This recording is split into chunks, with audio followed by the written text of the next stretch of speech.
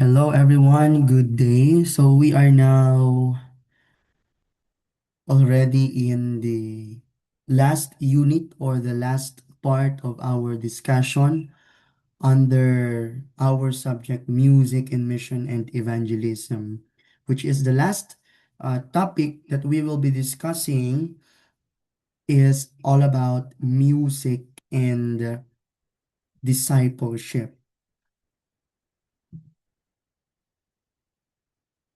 So ayan. So we will be discussing how to grow in faith through songs.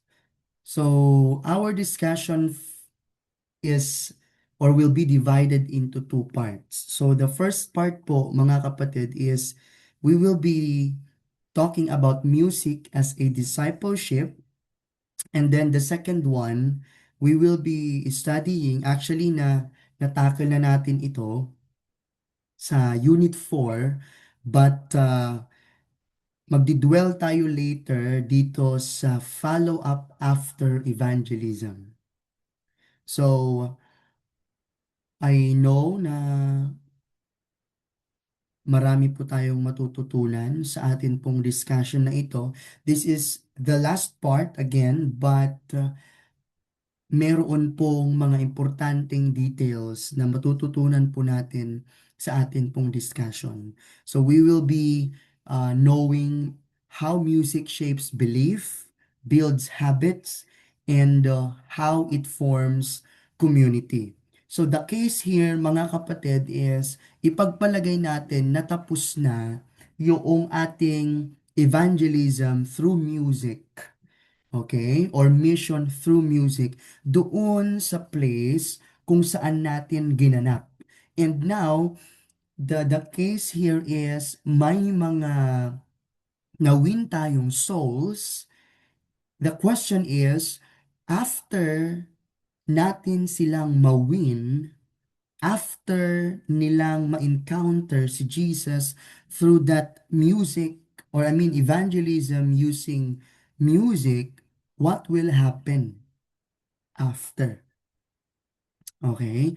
So, yun po yung halaga ng ating ng last part na ito, which is the music and discipleship. So we have three objectives.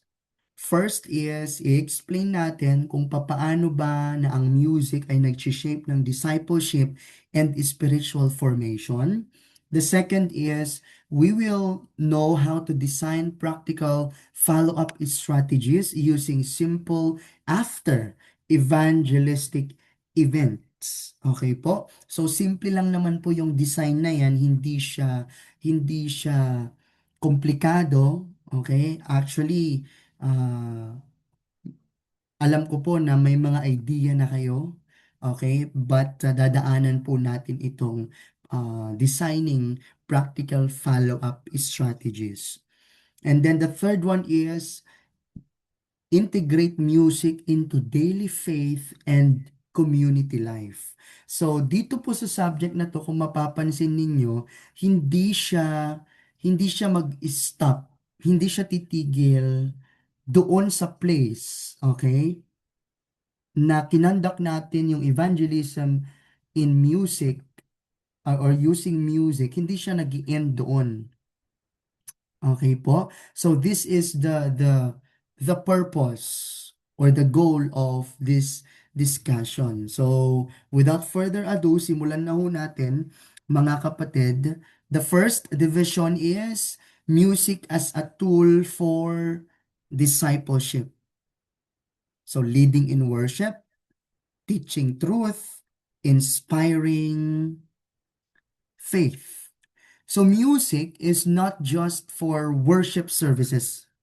Hindi lamang siya naka-focus doon sa worship services inside the church, okay? It is a discipleship tool. It can be a discipleship tool that teaches truth, shapes habits, and builds community.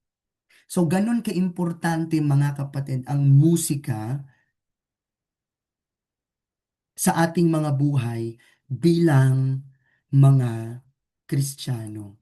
I have here three verses. First is in the book of Colossians chapter 3 verse 16. Ang sabi po ni Lord dito, "Let the word of Christ dwell in you richly, teaching and admonishing one another in all wisdom, singing psalms and hymns and spiritual songs with thankfulness in your hearts to God." So I believe mga kapatid, hindi aksidente na na pinagsama ni Apostle Paul sa iisang sentence yung pag-aaral ng salita ng Diyos, pag-a-admonish, okay, ng bawat isa in all wisdom at pagkanta ng mga makalangit na kanta, yun yung psalms, hymns, and spiritual songs.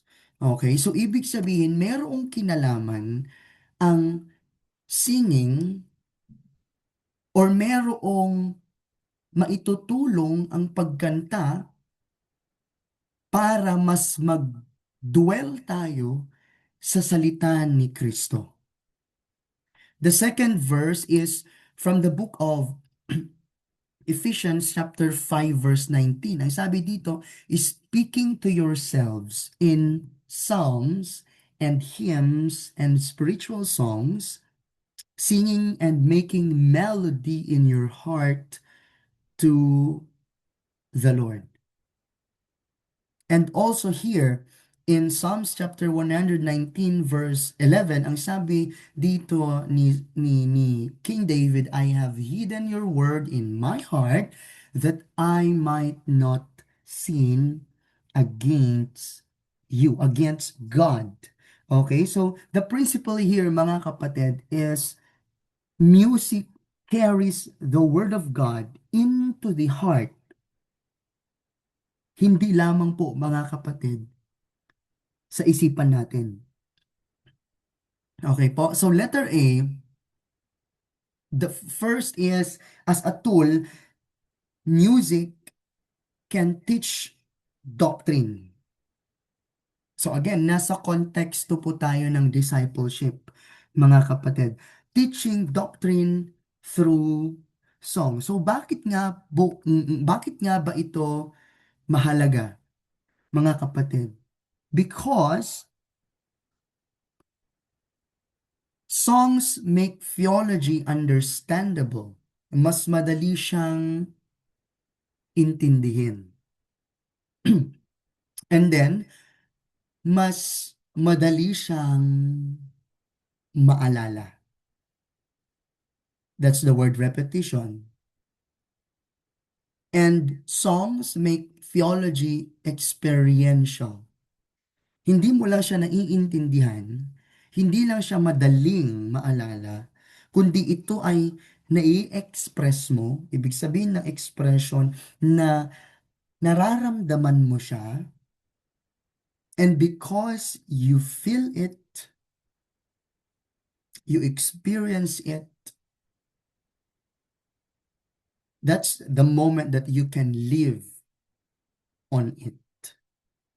Ganon kahalaga, mga kapatid, ang music sa discipleship. So, ibig sabihin, to practically apply this, first is you can explain lyrics during worship. Second is you can use a song of the week para ma-emphasize mga kapatid kung ano yung doctrine na gusto mong ma-inculcate sa isip at puso ng mga disciples. You can encourage the members to listen daily, na mag-reflect sa mga lyrics, mga kapatid, and they can also share insights in small groups, mga kapatid, and repeat it with purpose.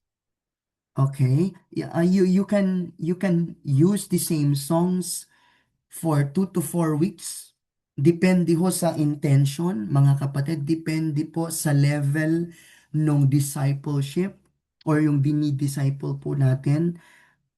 Okay po. And also, para ma-emphasize yung isang katotohanan each time. So, ang doctrine dito, ang nitutulong ng music, mga kapatid, is that doctrine becomes internalized, hindi lang siya basta napapakinggan. So, doctrine becomes internalized, not just heard. So, teaching doctrine through song. The second is memory and spiritual formation. In the book of Deuteronomy, chapter 6 to 7, ang sabi po dito, mga kapatid, and these words which I command you this day shall be upon your heart, and you shall teach them diligently to your children, and shall take and shall talk of them when you sit, when you walk, okay po, and when you lie down, and when you rise. Talking, sitting, walking, lying, rising. Kapag ikaw ay nakikipag-usap habang nakaupo, habang ikaw ay nakikipag-usap habang naglalakad, habang ikaw ay nakahiga, at habang ikaw ay nakatayo. So this is the command of the Lord to the Israelites. And to connect it or to relate it sa usefulness ng kanta pagdating sa discipleship, music can really help discipleship to become more effective.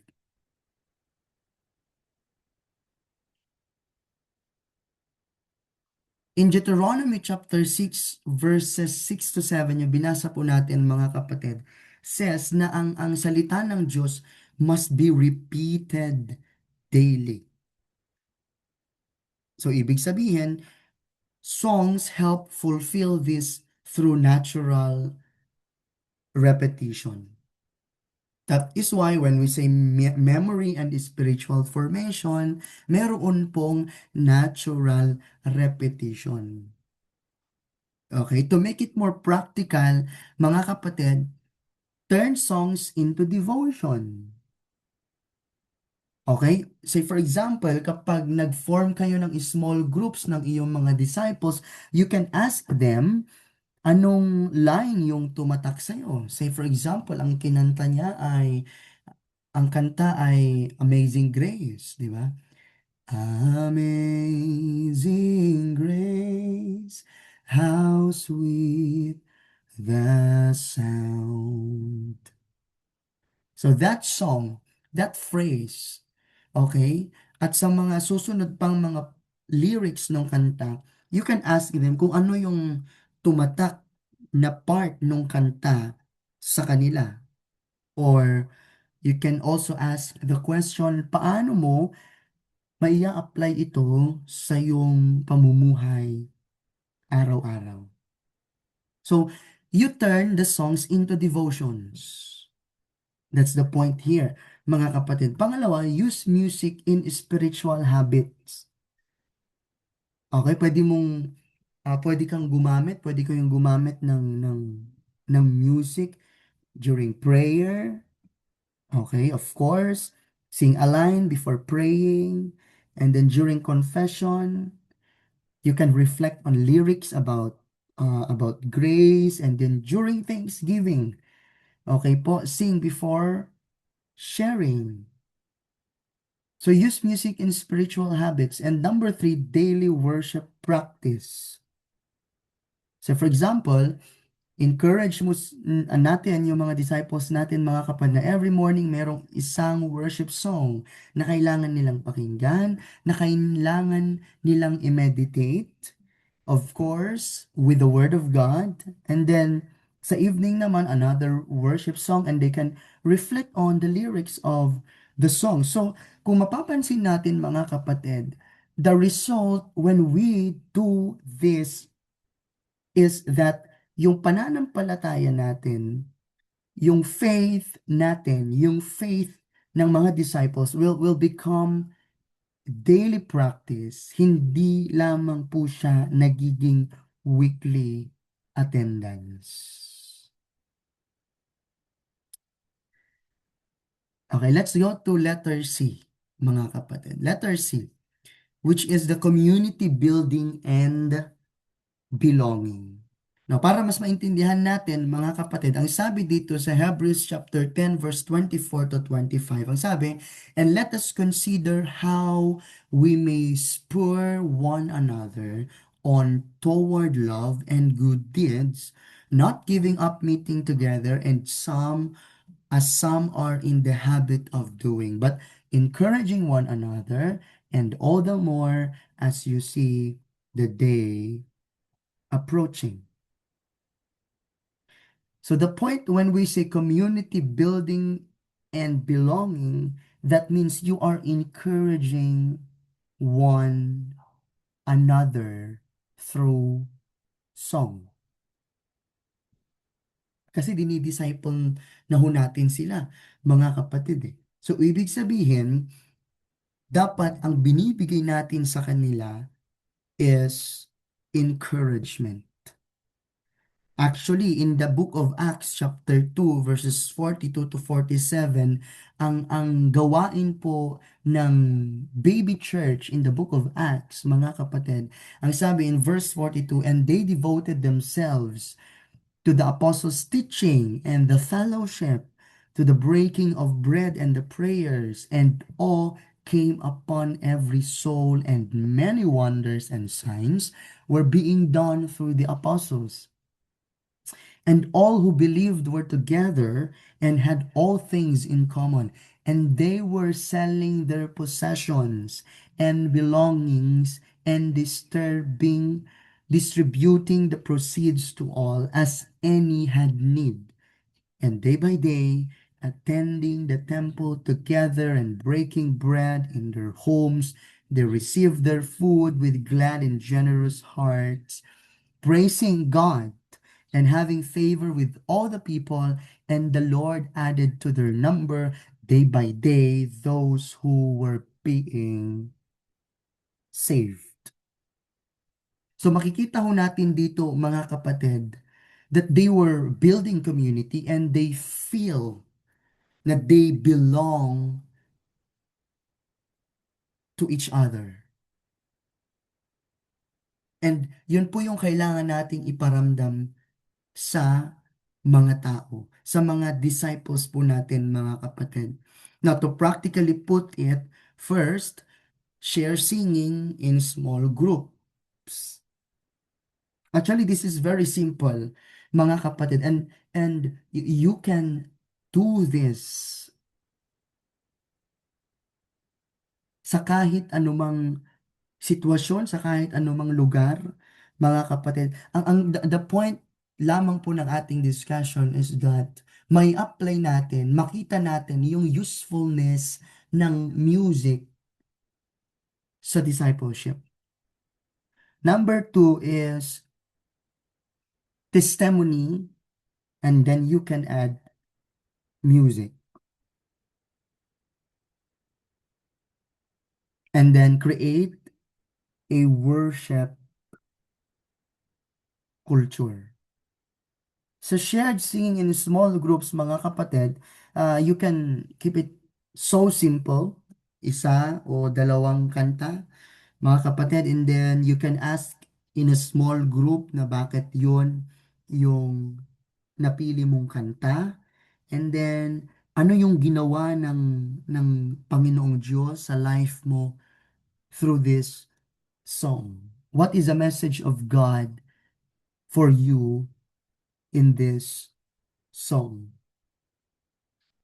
And then sa testimony plus music, siguro maganda mga kapatid, uh, you can let the members share a song that reflects their current situation or current session or season. And then you can also let the members share a short testimony connected doon po sa kanta. Okay, pwede rin po yun, mga kapatid. And number three is create a worship culture. Ibig sabihin, you can build a shared playlist for your group. Okay po. So, ang magiging result dito, music becomes a shared spiritual language. Yan. Ito po yung naitutulong mga kapatid ng music pagdating sa discipleship. Okay? So, first, do not forget the the music as a tool for discipleship. It can teach doctrine. It can be a tool to memorize a doctrine or a belief as a natural, repetition, and it can also form spiritual life of disciples, and it can also build community wherein they feel na belong sila sa isa't isa.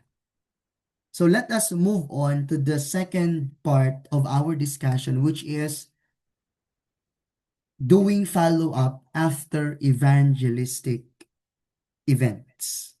We have here uh, how to connect with new believers, disciple and encourage, and invite them into community. Okay, so ang sabi po dito sa Matthew chapter 28 verses 19 to 20, and Jesus came and said to them, all authority in heaven and on earth has been given to me.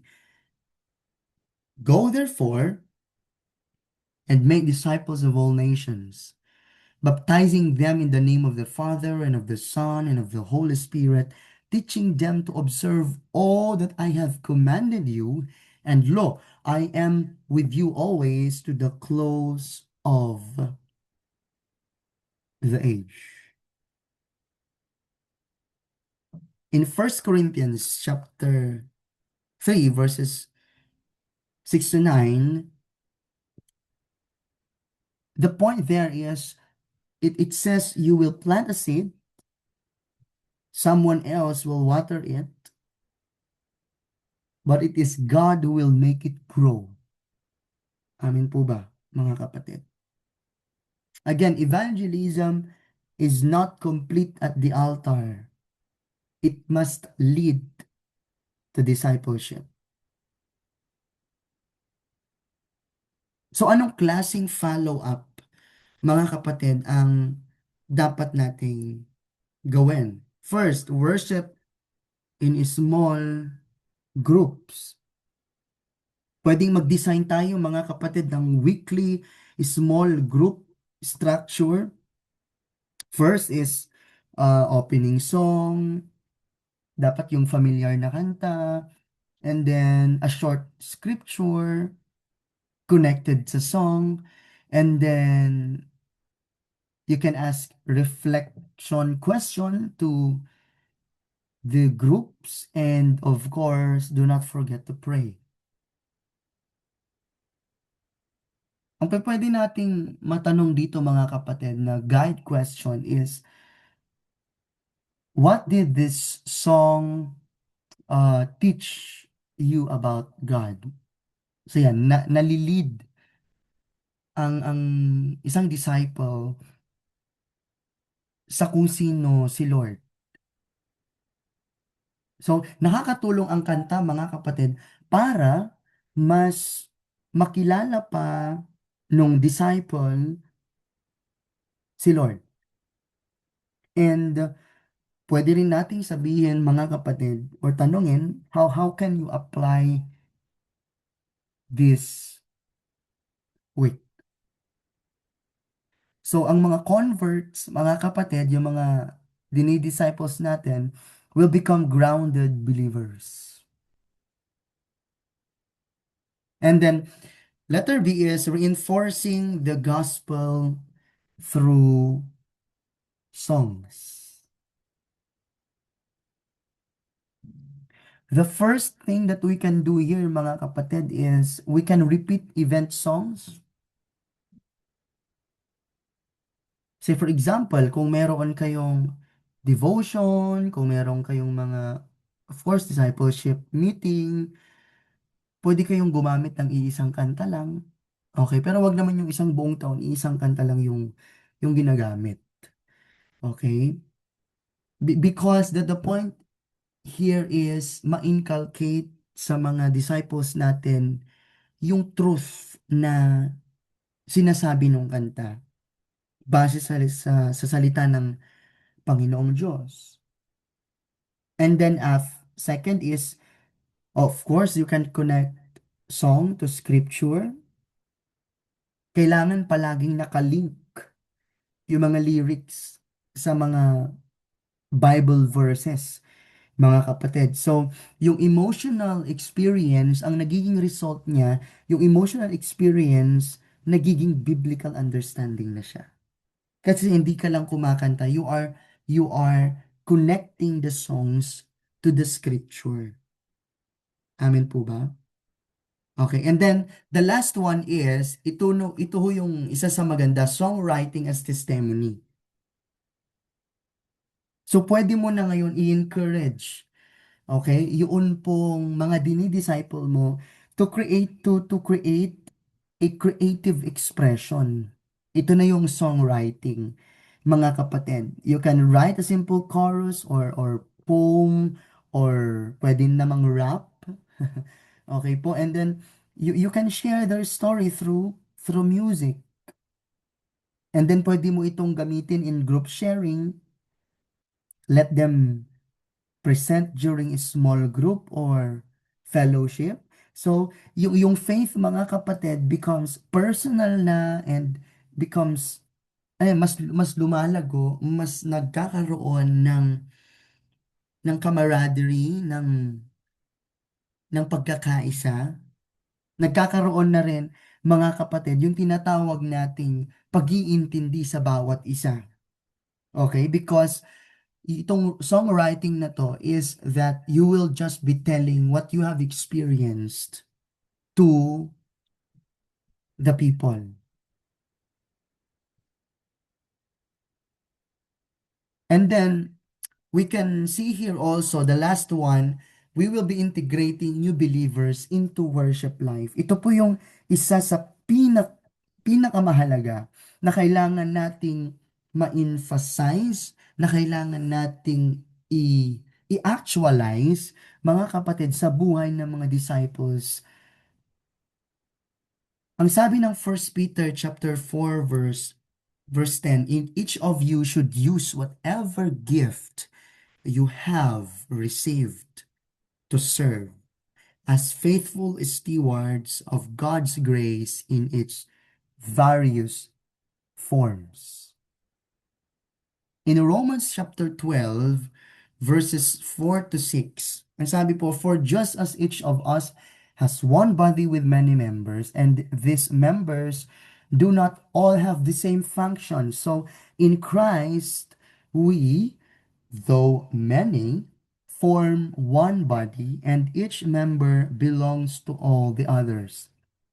We have different gifts according to the grace given to each of us. If your gift is prophesying, then prophesy in accordance with your faith. And then sa mga preceding verses pa dyan, mga kapatid, makikita pa natin yung ibang mga klase ng gifts or functions ng body of Christ. So to put this in practical, mga kapatid, for us to integrate the new believers into worship life, first, participation. Ang first step, mga kapatid, is what? Participation. Kailangan encourage natin sila na maging active sila sa kanilang engagement in worship through singing, through clapping, and response. That's the first step.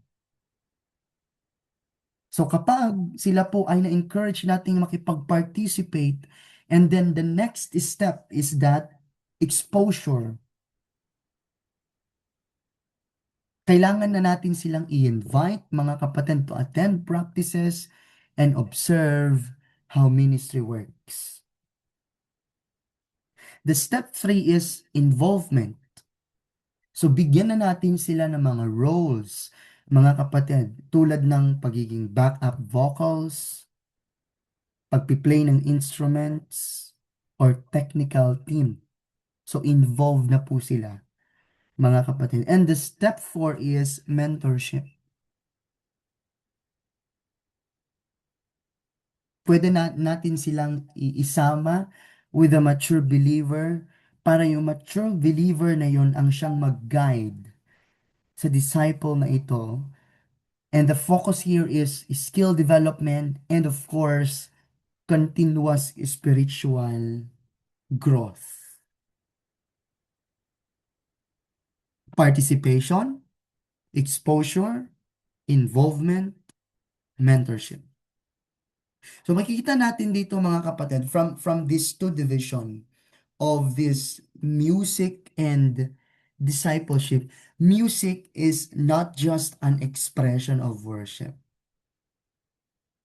Ito po ay strategy, mga kapatid, for discipleship that forms the heart, renews the mind, and builds the church. And to make this work in our ministry, first, always connect songs to scripture. Always move from singing, understanding, to application. The fourth, always bring music into daily life, not just Sunday. And the last is always use music to build people, not just programs. So that is our discussion, mga kapatid, which is the last discussion for this subject, music in evangelism and mission. For this Unit 5, mga kapatid, we have here Activity 1, okay po, which is entitled Discipleship Plan Using Music. The purpose here is to design a strategy that continues spiritual formation after an evangelistic event. So we have 4 instructions here. First is identify a target group. It could be new believers, youth, o kaya naman cross-cultural audience. Ibig sabihin, iba-iba sila. Pangalawa, select 3 to 5 songs suitable for teaching doctrine and forming spiritual habits. The third is include practical steps for small group singing, reflection, and mentoring. And present your plan to peers for discussion and feedback. And you can pass this learning activity sa ating pong GC, mga kapatid. So that is our brief discussion. Simple, but it could help for us to become effective in our mission and evangelism